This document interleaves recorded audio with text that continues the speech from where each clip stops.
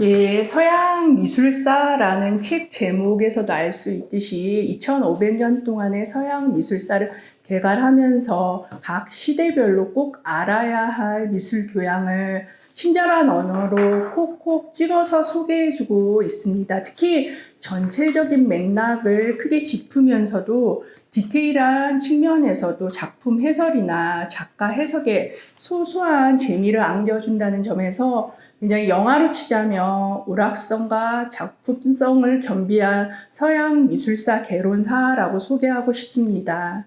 후배들이 종종 역사 가운데 어떤 책이 가장 기억에 남느냐라는 질문을 많이 하시는데 그럴 때마다 항상 저는 지금 책상 위에 작업하고 있는 책이 가장 예쁘다라는 말씀, 그러니까 지금 품고 있는 자식이 최고다라고 말씀드리고 그렇게 품고 있던 자식이 세상에 나왔을 때는 동네방네 막 자랑하고 싶더라고요.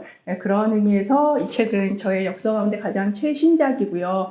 또 한 가지 이 책이 저한테 의미가 있는 이유는 한 100권이 넘는 역사 가운데 작업 기간이 가장 길었어요. 자그마치 1년 6개월이라는 기간 동안 품고 있었으니까 자연히 이뻐하지 않을 수가 없었겠지요. 저자 이야기를 하기 전에 저는 이렇게 작업할 때 PC 모니터를 이렇게 앞에 두고 모니터 오른쪽에 저자 사진을 크게 출력해서 이제 작업하다가 저자 얼굴을 보면서 이렇게 번역 막힐 때는 정말 비나이다 심정으로 제 저자랑 이야기를 나누고 있는데요. 이 책은 1년 6개월 동안 이렇게 저자와 함께 친구처럼 지냈는데 물론 실제로 이야기를 나누거나 만난 적은 없습니다. 그런데 이 저자가 돌아가셨습니다. 그래서 제가 이 작품을 완성한 때가 최종 완성이 2020년 9월 12일이었는데 바로 그 다음날 9월 13일 날 이렇게 김우라 다이지 선생님이 돌아가셨더라고요. 그래서 그 소식을 출판사 담당자 편집장님한테 듣고서 되게 그날 하루는 굉장히 정말 먹먹하고 좋은 데 가시라고 기도도 많이 하고요. 그래서 번역을 오래 하다 보니까 이런 일도 있구나 싶어서 되게 마음이 무거웠던 것 같아요. 그래서 김우라 선생님을 기리면서 잠시 소개해드리면 저자 선생님은 미국과 영국에서 미술사를 공부하시고요. 일본에 귀국하셔서 대중의 눈높이에 맞춰서 미술사 지식을 전파하고 미술사계의 그 엔터테이너로 자청하시면서 특히 미술은 보는 것이 아니라 읽는 것이라는 모토를 책과 강연에서 끊임없이 설파해 주신 분이십니다. 이 책은 각 꼭지별로, 그러니까 미술사주, 미술 이야기를 하기 전에 각 시대를 크게 개괄해주고 있는데요. 분량은 많지 않아요. 그러니까 서너 쪽 정도 되게 짧은 지면인데 단순히 역사적인 어떤 사실을 나열하는 것이 아니라 저자가 미술사를 공부하면서 스스로 고민하는 과정에서 쌓아 올린 그런 독창적인 세계관이 있는데 그 세계관을 때로는 유머러스하게, 때로는 시니컬하게 그런 목소리로 등장하는데 그런 부분이 가장 인상 깊었고요. 또 저자의 통찰력에 되게 고개를 끄덕이면서 번역을 했었던 것 같습니다. 번역할 때 특히 두 가지 점에 주안점을 뒀는데요. 하나는 앞에서 말씀드린 부분과 연계가 되는 부분인데 서양 역사를 짧은 지면에서 저자의 그런 독창적인 언어로 풀어낸다는 점이 되게 매력적이었지만 실제로 번역할 때는 정말 압축 파일을 푼다는 심정으로 서양사, 세계사 공부를 어마무시하게 열심히 해야 했고 또 할 수밖에 없었어요. 그런 점에서는 1년 동안 정말 세계사 역사 공부에 매진했던 것 같고요.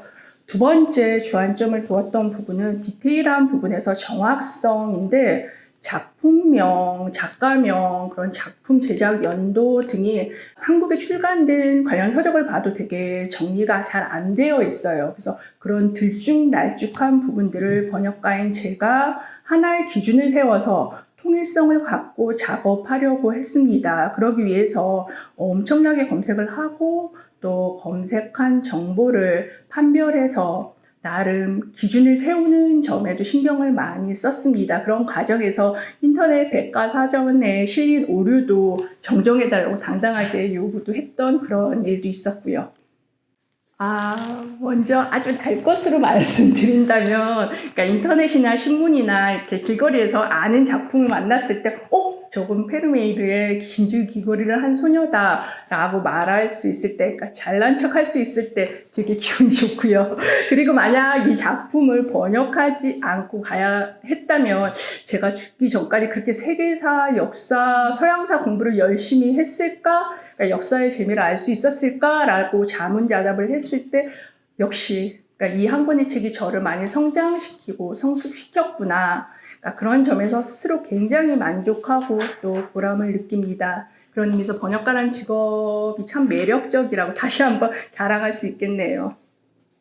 옹기니의 말에서도 소개했는데 본문에 등장하니까 수많은 미술가, 미술품이 등장을 해요. 근데 그 중에 조금이라도 끌리는 화가나 작품이 있다면 그냥 페이지를 넘기지 마시고요. 꼭 메모해 두셨다가 좀 더 관심을 갖고 검색을 해보시고 또 관련 서적을 읽어보시면 조금이라도 미술의 보폭을 넓혀보실 수 있지 않을까 싶습니다. 그러니까 그렇게 해서 이 책을 2배로 즐길 수 있을 것 같고요. 그리고 마지막으로 대놓고 자식 자랑을 해보면요.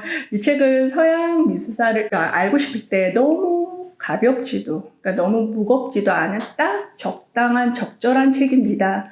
그래서 실제로 서양 미술사 관련 서적을 보면 되게 두툼하거나 아니면 너무 얄팍한 책이 대부분인데 이 책은 딱 서양 미술에 발을 들여놓게 안성맞춤인 책입니다. 그런 의미에서 미술에 조금이라도 관심을 갖고 계시거나 아니면 유명한 작가 작품을 조금 알아두고 싶다는 분이 계시다면 그러니까 이 책으로 시작해 보시라고 꼭 강추하고 싶습니다. 감사합니다.